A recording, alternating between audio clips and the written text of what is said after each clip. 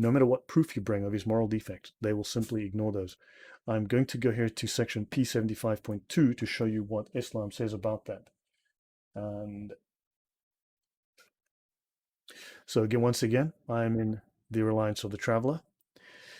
So this is P75.2. This is enormities, right? And this discusses major sins. And a major sin in Islam that can lead to your punishment, and as you see there, your death, is not loving the Prophet more than all people. Muhammad must be loved more than you love your life, your family, your wealth, your children, your mother, everything.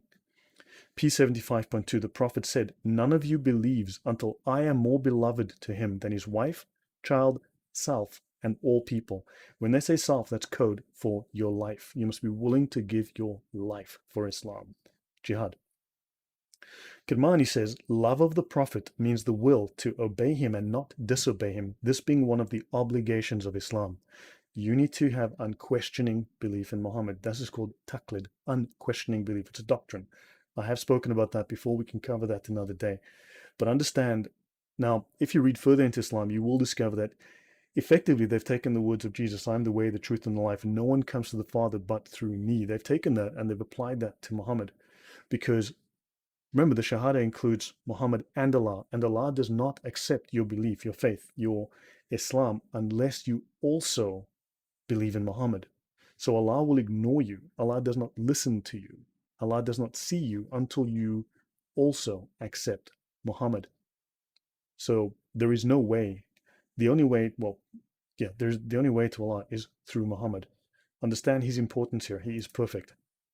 And if you love him, now think of the conflict this causes, because you have to regard Muhammad as perfect or you will be killed, right? You're a disbeliever and you'll be killed for apostasy. But at the same time, your own Sahih sources are saying that this man was immoral. So understand this conflict and this complete, incredible, just it's insanity. Do you understand? This complete, there's a word for it. It's just slipped my mind right now.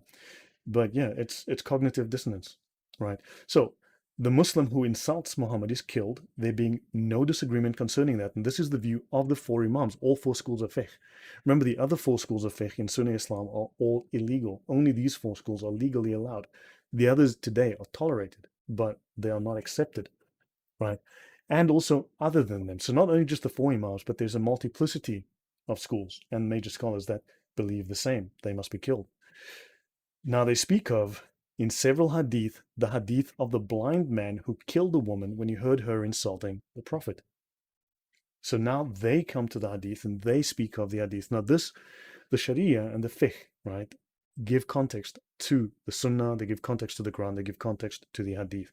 Here they're giving context to it. They say this tells us we have to kill people if they insult Muhammad. A blind man killed his wife here, right? So let me see, believe will be killed, the two choices live under, yeah, very sad, Jane, but true. So there is no difference of opinion narrated from him concerning the killing, right? Now he's speaking of dhimmis and the Muslim state, but understand this goes well beyond that. There's multiple different instances here. Let's go on. All of them mention that the one who insults the messenger is to be killed, because as you know, Islam's the religion of peace.